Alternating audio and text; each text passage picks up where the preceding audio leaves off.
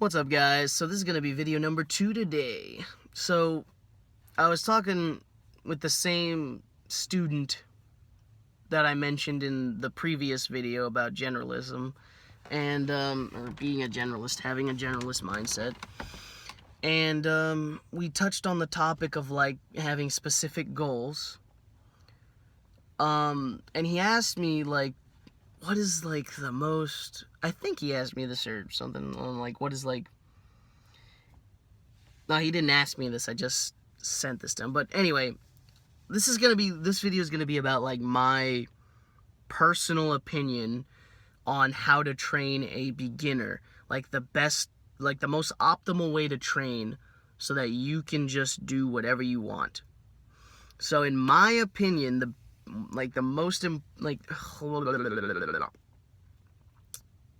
what you should do in the beginning is focus on your mobility first, because mobility, in my opinion, is the most important quality ever. If you have good mobility, you'll be much less likely to get hurt. And I'm talking mobility, not flexibility. You need to have strength in these positions, because obviously if you have no strength at all, doesn't matter how mobile you are if you can't manipulate your body into these positions. So you need to have good overall mobility. Like, mobility is really the ultimate expression of one's body, which is like the best. Like, I would much rather have perfect mobility versus like perfect strength, whatever, and like shitty mobility. That would suck. So the second quality is strength, obviously, because if you can't like further manipulate your body, like if you can't do a pull-up and you want to be an awesome rock climber, I mean, you could, but it'd be way, way harder. So like my idea is to just train mobility and strength as much as you can and get like, just increase those two stats, those two attributes, those two qualities to the extent where like you can just do whatever you want. Like, you have the strength that you want to do the things that you want.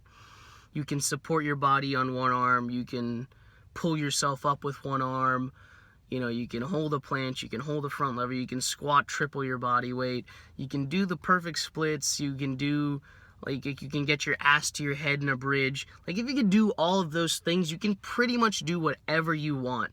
Like, when I was learning, let me think, what's a good example? Like, when I started training, like, silks, aerial silks a couple years ago, I don't do it anymore because I found out kind of boring, but I mean, when I was training it, I had the grip strength to hold onto the silk. I could climb the silk just with my arms.